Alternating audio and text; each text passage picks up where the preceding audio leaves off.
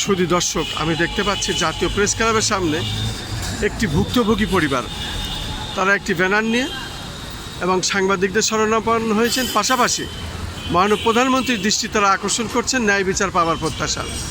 ব্যানারে লেখা আছে আর্তনাদ, আমার দলিল, আমার বন্দোবস্ত, আমার ৬০ বছর পূর্বের ঘরবাড়ি, গাছগাছালি আমাকে দে, নয়তো আমাকে বিষ দে, সন্ত্রাসী মাদক ব্যবসায়ী ভূমিদস্যুর হাত থেকে মুক্তি দে। আমি সেই ভূমিদস্যুর, সেই মাদক ব্যবসায়ী ছবিটাও আমি দেখাচ্ছি। এ হলো ভূমিদস্যু মাদক ব্যবসায়ী, নারী পিপাসু ও মুখী দলীয় প্রভাবশালী মোহাম্মদ মিজান। আমি দেখতে পাচ্ছি তাদের যে অবস্থা, সকিনার ঘর ছেড়ে বৈধ বসবাসকারী, সম্পত্তি বিবরণ, দাগ নাম্বার সব সহকারে আমি দেখতে পাচ্ছি এখানে ওনারা দিয়েছেন। তারপরেও তারা আজকে ঘর বাড়ি ছাড়া।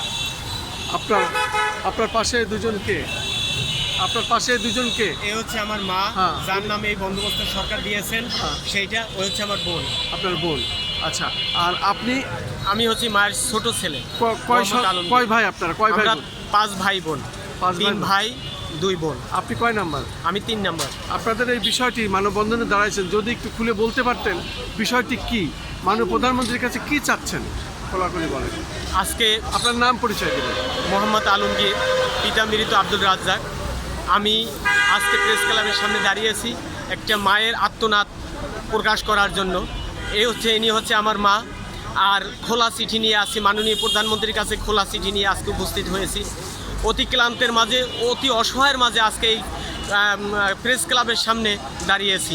বিষয়টা হচ্ছে আমাদের 1985 সালে আমার বাবা জীবিত থাকাকালীন সম্পত্তি তিনি লিজ আকারে, লিজ সরকারি ট্যাক্স দিয়ে ওই সম্পত্তি বুক দখল করছে, সরকারি সম্পত্তি। কোন জায়গায়?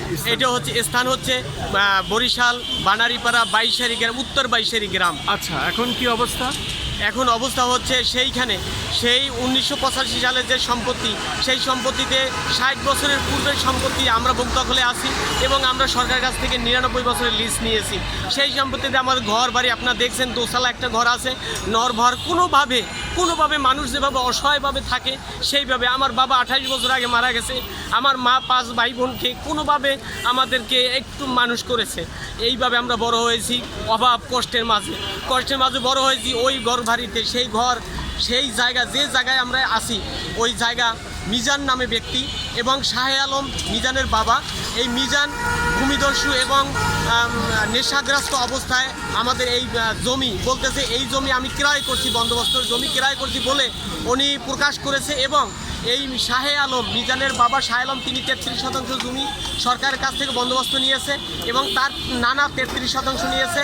এও বলছে তার মায়ের নামে নাকি 33% সম্পত্তি একই জায়গায় তারা বন্দোবস্ত সরকারের কাছ থেকে নিয়েছে।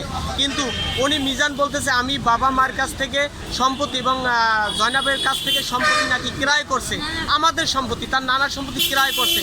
সেই ডকুমেন্টস আমাদের কাছে স্ট্যাম্প আছে।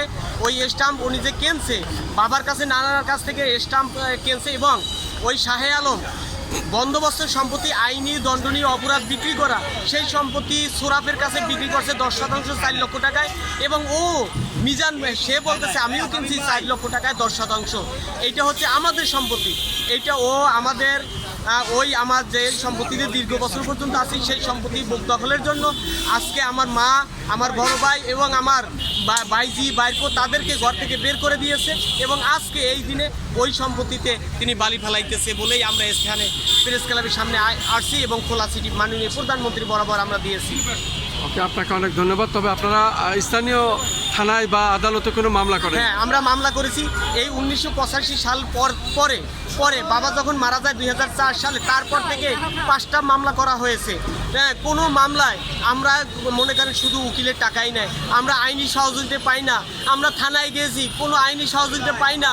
আমরা যেখানে যাই সেখানে আওয়ামী সরকার, ফেসিক সরকার থাকাকালীন তিনি ফেসিক সরকারের দলের অঙ্গ সংগঠনের সদস্য। এখন বিএমপি আছে, সে বিএমপির নেতা সদস্য বলেই তিনি ওই পোলাপান মাদক যারা সেবন করে তাদেরকে নিয়েই দাঙ্গা হাঙ্গামা করতেছে এবং আমাদের উপরে জুলুম করতেছে। আপনাকে অনেক অনেক ধন্যবাদ।